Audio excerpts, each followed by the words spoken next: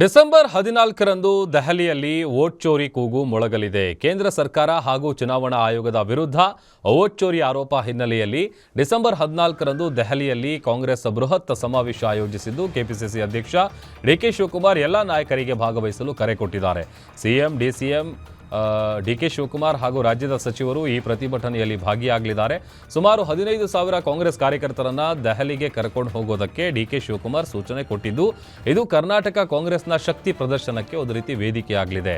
ಪ್ರತಿಭಟನೆಗಾಗಿ ವಿಶೇಷ ರೈಲಿಗೆ ಕಾಂಗ್ರೆಸ್ ನಾಯಕರು ಮನವಿ ಸಲ್ಲಿಸಿದ್ದಾರೆ. ರೈಲ್ವೆ ಇಲಾಖೆ ಇದಕ್ಕೆ ನಿರಾಕರಿಸಿದ್ದು, ಪರ್ಯಾಯ ವ್ಯವಸ್ಥೆಗಳನ್ನು ಮಾಡಿಕೊಳ್ಳಲು ಡಿಸಿಎಂ ಸೂಚನೆ ಕೊಟ್ಟಿದ್ದಾರೆ.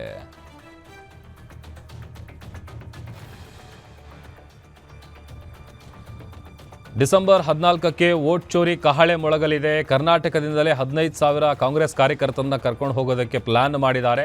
ಹೀಗಾಗಿ ಡಿಕೆ ಶಿವಕುಮಾರ್ ಅವರ ಆಪ್ತರು ದೆಹಲಿಯಲ್ಲೇ ಬಿಡ್ಬಿಟ್ಟಿದ್ದಾರೆ. ಮತ್ತೊಂದು ಕಡೆ ಡೆಲ್ಲಿಲಿ ಎಲ್ಲ ಸಿದ್ಧತೆಗಳಲ್ಲಿ ಈಗ ನಾಯಕರು ತಮ್ಮನ್ನು ತಾವು ತೊಡಗಿಸ್ಕೊಂಡಿದ್ದಾರೆ. ಡಿಸೆಂಬರ್ 14ರಂದು ಏನು ಈ ಪ್ರತಿಭಟನೆ ನಡೆಯುತ್ತೆ, ಈ ಪ್ರತಿಭಟನೆಯಲ್ಲಿ ಸಿಎಂ ಡಿಸಿಎಂ ಸೇರಿದಂತೆ ಸಚಿವರು ಶಾಸಕರು ಎಲ್ಲರೂ ಕೂಡ ಭಾಗವಹಿಸ್ತಾರೆ. ಇಲ್ಲಿ ಒಂದು ರೀತಿ ಡೆಲ್ಲಿಲಿ ಕಾಂಗ್ರೆಸ್ನ ಶಕ್ತಿ ಪ್ರದರ್ಶನ ನಡೆಸೋದಕ್ಕೆ ಕಾಂಗ್ರೆಸ್ನ ನಾಯಕರು ಎಲ್ಲ ರೀತಿಯಾಗಿ ಸಿದ್ಧತೆಗಳನ್ನು ಮಾಡಿಕೊಳ್ತಾ ಇದ್ದಾರೆ.